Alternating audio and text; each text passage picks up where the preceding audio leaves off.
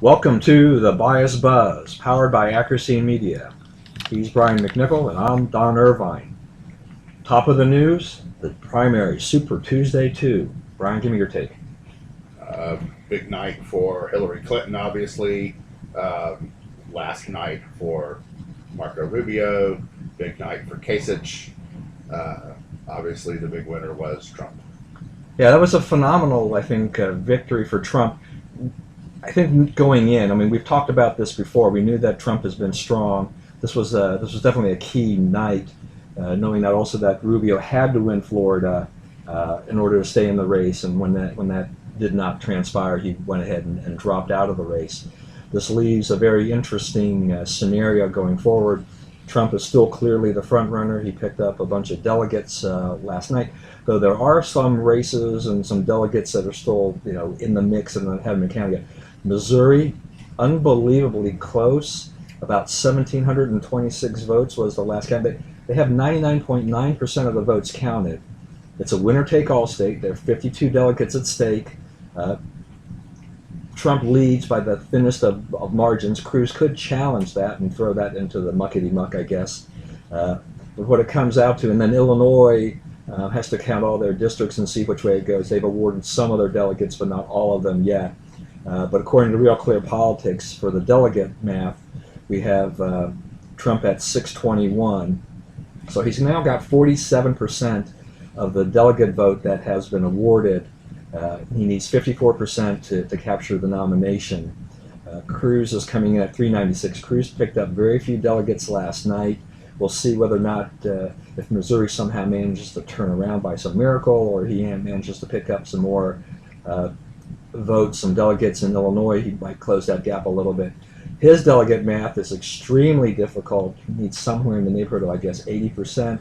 And then we have Rubio, who's no longer in the race, at 168, and then Kasich, who picked up a bunch in Ohio at 138. So if you look at those numbers, if you just do it in your head, you can see that if the Rubio people and the Kasich people, and then Carson had about 8, which is no longer reflected in the RCP numbers, if they all swung to Cruz, that would give Cruz control, no pun intended there, but that would give him control of the race at this stage with a bunch of primaries still yet to go. But that's far from a given. Far from a given on a number of levels. First of all, if I'm Kasich, I don't drop out now, right?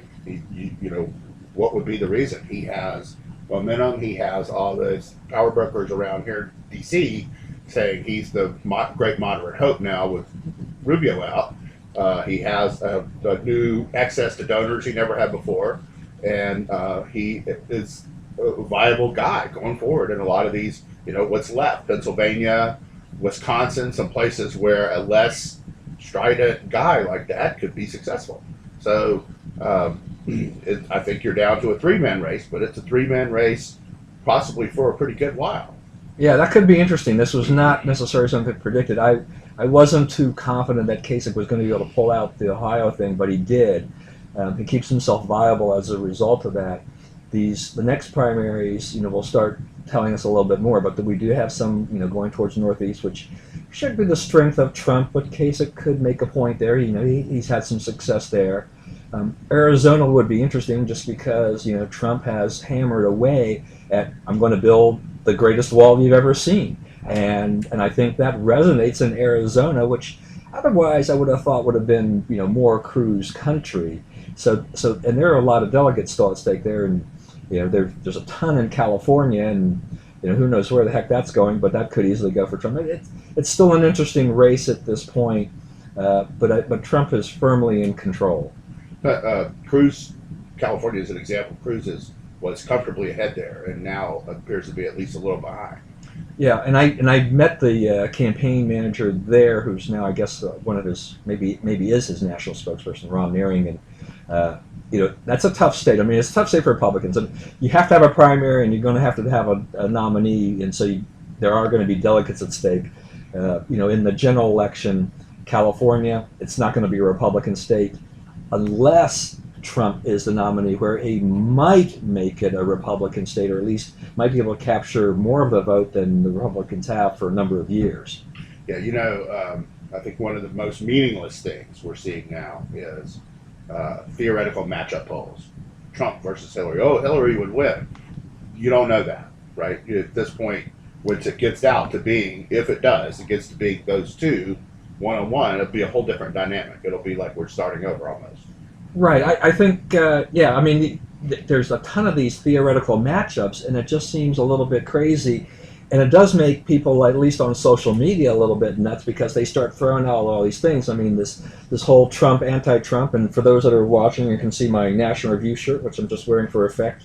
But I'm not a Trump fan, but if he's the nominee, I'm not going to be a never Trump and stay at home, and basically give my vote to the Democrats. That I think is just crazy talk. He started talking recent days about uniting the party. Now it's united behind him, which a lot of us aren't ready to do. But he is starting to think of it as he is leading a party, and that party needs to come together. That would benefit his own electoral prospects, right? So that's an emphasis that he had not made before. So you're starting to see him think, find those people and reach out a little bit. And I think there's some reaching out to him going on as well, because I think it is beginning to look inevitable. And the main thing most politicians want is to be associated with a winner. Right, and that's what I think we found with Ben Carson's endorsement, and now his revelation that if Trump gets elected, it would be a one-term president at most, and I wish I could have supported someone else, but he's also promised me a cabinet position, a whole bunch of other things, which just makes poor Ben Carson, and I'll say poor Ben Carson, look like a total sellout at this point, which is disappointing to me. Well, I think the thing that hurt Ben Carson the whole way through was that we devalue the skill associated with you have to be a politician in this cycle, right? It's like you don't have to pass the boards like you do a doctor, or pass the bar like you do a lawyer. There are some things to know to be a politician, right? And this cycle, we said, oh, those skills are not necessary or important. And what we found out is, you have Trump says, we're going to bar all Muslims coming into the country. It's like, well, what about the people who just went away on vacation? Okay, they can, not quite all Muslims, right? So he's had to walk that back about 4 or 5 times because, an experienced politician asks an advisor first and says, can we bar all Muslims from coming to the country? And he would say, what about the people on vacation? I mean, there's a reason, all these people in Washington have a job, right? They are doing something. We don't think they're doing anything, but they are doing something. They're stopping you from embarrassing yourself like that. And that was the same thing with Carson. He made a practice, a disturbingly frequent practice of, saying things he had to walk back, and saying things that didn't make sense, saying things that no presidential candidate should say. And it ended up costing him, and it has not cost Trump, as people repeatedly point out to me. It's like, yeah, he says whatever he says.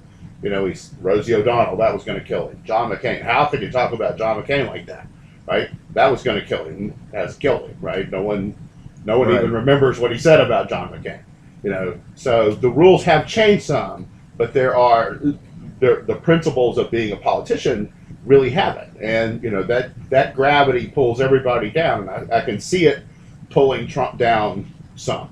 Right, he is starting to say, I need to build some coalitions with people outside of me. I need to, mend some fences with people that I've made angry. I can't, even if they won't work for me, get them to at least not work against me.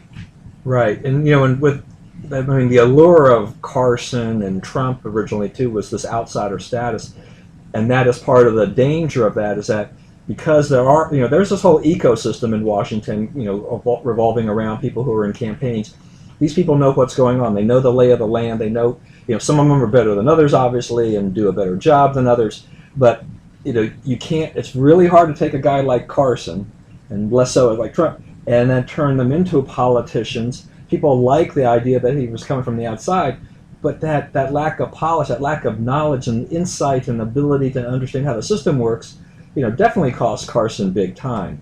Let's talk about this unity thing a little bit and talk about Chicago. Let's talk about what just happened there and how does Trump recover from that, or does he need to recover from that? What's going on here?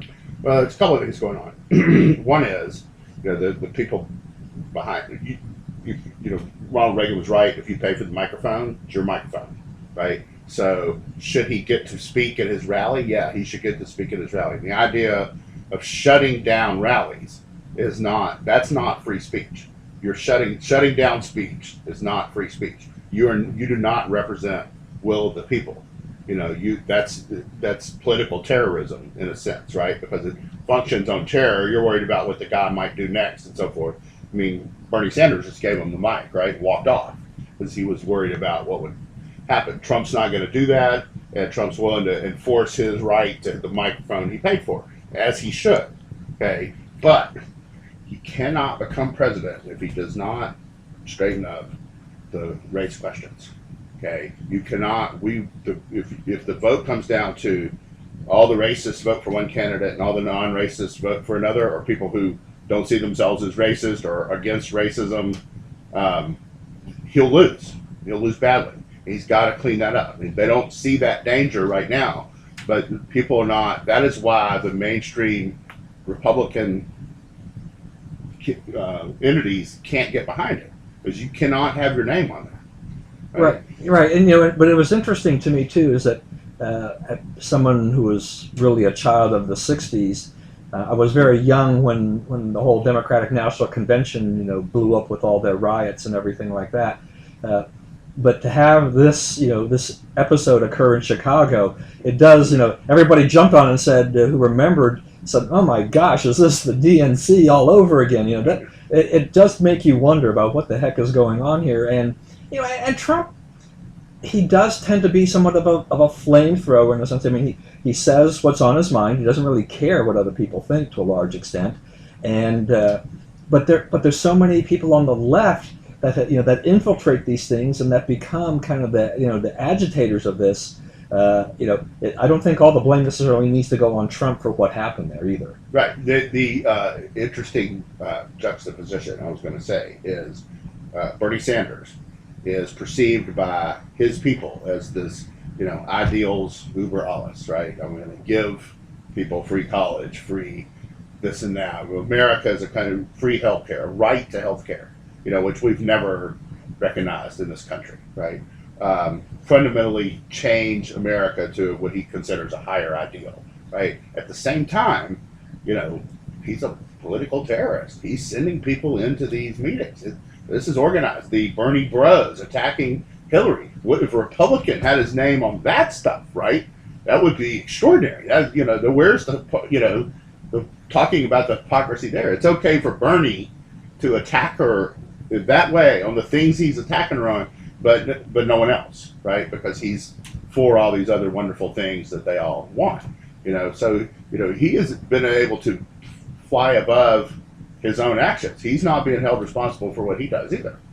Well, it'll be interesting to see. I mean, for all intents and purposes, Sanders is done on the Democratic side for the nomination. I mean, Hillary is, after last night, pretty much has this thing locked up.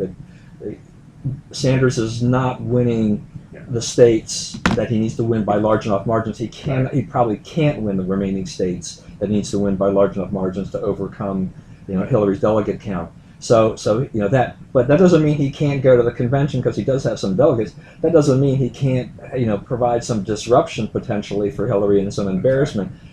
I'm not quite sure what's going through Bernie's mind at this point, but it's interesting. This is a guy who said that, he ran as a Democrat because, he knew that he would get more media coverage this way. That you can't do this as an independent. That this is where it had to be. So. Otherwise he would have run as independent, as just as the avowed socialist independent guy, but he just wouldn't have had the coverage. Well, he's making her spend money. He is putting her through her paces as a candidate. Giving our side some campaign ads for the general, and he is pushing the party to the left. And when they get to the convention, he will have his platform, his stuff, things he was for will have to be taken a lot more seriously the longer and more substantially he can extend her in the race, right? So, his function now, in a lot of ways it helps us, right? And, my daughter asked me last night if it was Bernie or Hillary, which one would you choose? And I'm like, I would move. But no, but if it was, I said Bernie, because it's, he has not proven to us that he will not be transparent yet. Right. Hillary is absolutely. If you need it, you cannot need any more proof. The question is not any clear, cannot be any clearer. Right, and despite the fact that Hillary says that she is very transparent, everything that she's done has been very opaque up to this point. And so, yeah, I mean, I'll agree with you on that. I'll give you that on Sanders, is that he tells it like it is. I mean, he shows there isn't anything he's hiding. I mean, I think he's true to his socialist roots in a lot of ways. So I'll give him some props for at least being true to himself, and which is kind of rare in a politician overall. So we continue to talk about Trump. He just dominates a news cycle. Intellectual argument for Trump. What the heck is that? Yeah, they're starting. As spring gives way to summer, or winter gives way to spring, wherever we are, and the inevitability of this starts to grow. Right, there are people who want to be on the winning side are now saying, okay, he's not out of the American mainstream as a politician. And in a lot of ways, he's not. Right? He's an extreme case of what he is. But there have been populists before. There have been nativists before. What's really the difference between him and Pat Buchanan? Not a whole lot. Pat Buchanan was not as explicit about how to do it, but he was on a lot of the same goals. But the thing about it is like the world is different from 1980 when Pat Buchanan made his stand. Right? The world is different from 1992. It is interlocked in a way. The gift Reagan gave us was, he said we're not going to have, we're not going to be a factory economy anymore, whether we like it or not. So let's start moving toward an entrepreneurial economy. Let's start making us all accountable for ourselves now, because that's the way the world is going.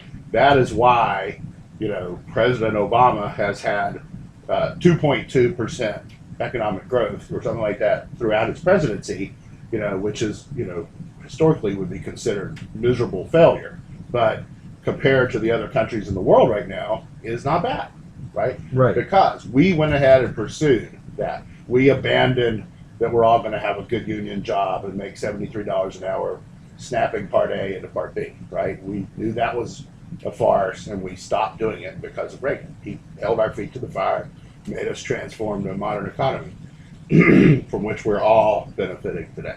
Yeah, and I think you've got some good points in there. I mean, watching television, watching some people being interviewed, just kind of the average voter in terms of why they're supporting Trump and things like that. There is some of this. This guy is a businessman. We're going to look at this in this way. He's a businessman. If he can run those businesses successfully, and you can judge for yourself. He did. You can judge for yourself exactly how successful they were. I mean, if you listen to Trump, everything he touches turns to gold. There are some people who would probably disagree with that, and I'm probably one of those. But he has been in general, a successful businessman. He's great at hyping himself. He does talk a good game. I think he's really convinced a lot of people.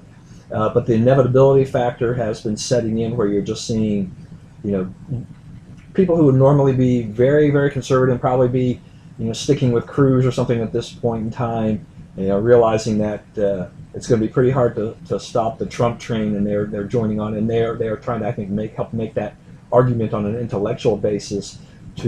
It eases their own mind a little bit, and then they can convince their friends, their listeners, whatever it is, along that line. So, I mean, we're getting there. Yeah. One of my friends, political scientists, he says the difference is that Trump is a digital candidate, and Cruz and Hillary are TV candidates. What he means is, like, if you think about, what does Cruz talk about? Liberty, adherence to the Constitution, conservative public policy. He's going to kill Obamacare. I really want, that's what drew me to Cruz in the first place. Before anybody else, he said, day one, we will stop Obamacare. I'm like, that's my man. Hey, but most of the nation, it doesn't touch them, or it doesn't touch them much, or it's, they're indifferent to how it is. So not a lot of people share my get rid of the urgency of getting rid of Obamacare. Now, Trump never talks about Obamacare unless asked. You ask him, he burbles out an answer, which has changed numerous times over the last few months, right? And it's bound to change even more. It's bound to change we still have months to go. Right, and probably won't look anything like what he actually does should he ever become president, because he has recognized that what has he done? He branded Marco Rubio Little Marco, which was the end of Marco Rubio. Brought out it was the exact perfect phrase to say, little boy not ready for the big chair, right? Without ever having to say it, just adding the word little to his name killed this guy's candidacy, knocked him out. Okay, so he is thinking ahead, and my friend's point is, that's the way the world thinks now. So we may like it or not like it, but the change has occurred, and the fact that he recognized that first makes him better equipped than the others to operate in this new world. All right. Well, we got a couple more things before we finish up here, and we only got a few more minutes. I want to talk just very briefly about this whole, once again, it's back to the Trump campaign, but this Breitbart incident with Michelle Fields getting accosted by Corey Lewandowski, a campaign manager. I'm going to be, I got to be honest with you about this. I mean, my take is that I have not seen a video that totally corroborates what Michelle Fields has said. I mean, it looks like maybe he might have bumped her or grabbed her. I've been told that there may be more. If somebody shows me this video, then I'm going to more likely to believe what happened to Michelle actually did happen. Then Ben Shapiro has resigned. There's a lot of turmoil and tumult, but I think it also has exposed that Breitbart, is not the Breitbart of Andrew Breitbart anymore. Right, and it's become a political arm of the a journalism arm, so to speak, of the Trump campaign. And I think that if you work there, you're not for Trump, and you are ordered to do your job in this way, it's got to be difficult. I have some friends, you do too, friends on the inside there, and it's like no, we either say something good about Trump or we say nothing at all. So, and a lot of people are not comfortable. I grew up in the newspaper industry. I don't think I'd have been comfortable becoming an organ for a candidate. Right, and it's right now. It gives Michelle Fields some more 5 minutes of fame kind of thing like that. She's been around town here for a number of years, and at least in my mind, she kind of faded a little bit back, and so this whole incident has brought her back and given her a lot of press coverage. I'm just not totally convinced. I know that people that are divided on this, but if you're out there, you're listening, and you have video that I haven't seen yet about this, send it on and try to change my mind. Right, I'm with you on that. I don't think there's enough there to decide good guys and bad guys. All right, our last segment. Dun, dun, dun, dun. Yeah, it is March Madness. So those that are watching on Periscope, gotta do this. Shameless Terps plug. Shameless plug. Hold on here for a second. So I'm putting a shirt over a shirt here.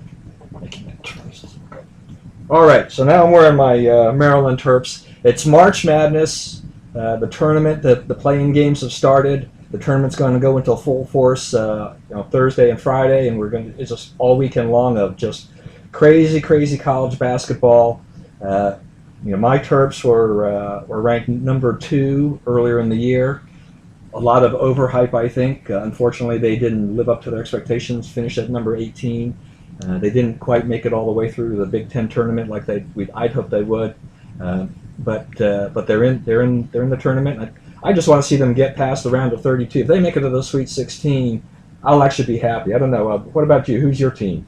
Well, my team is LSU. We had the best player in the country, and we're not even in the NIT. We had complete debacle at the end of the season, and our season is over. So who am I getting behind? I would like to see the Terps make a big. I've lived around here a long time. I would like to see them make a run. We were talking before this about they have 3 or 4 guys on that team who will play in the league one day, and they have a good chance to do it. This time of year, the players decide it to a big extent. And if you have good players, and they definitely do, you have a shot. How far? They're on the 5 line, which is notorious 5-12s for. That's an upset spot. You know, a lot of 5s get beat by 12s. But if they get through, you know, they could go a long way because they're not going to be out talented, so to speak, with anybody. Yeah, I mean their biggest challenge will be, you know, if they manage to make it through, is that when they get to Kansas, and that'll be a tough fight.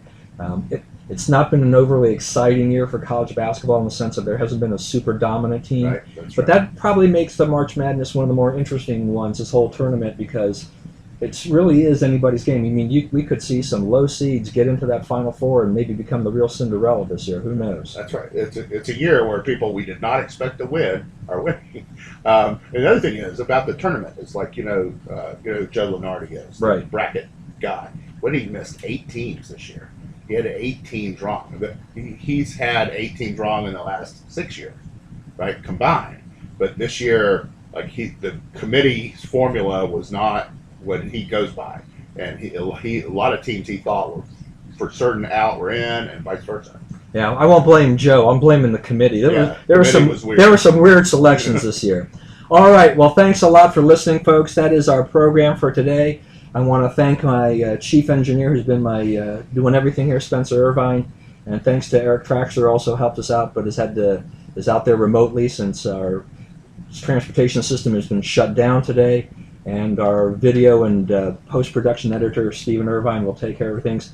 So thanks a lot for listening. Don't forget to follow us on Twitter and also like our Facebook page. And once again, hopefully you'll see us next week. We're also broadcasting live every week on Periscope. Thanks a lot. Thanks a lot, Brian. Thank you.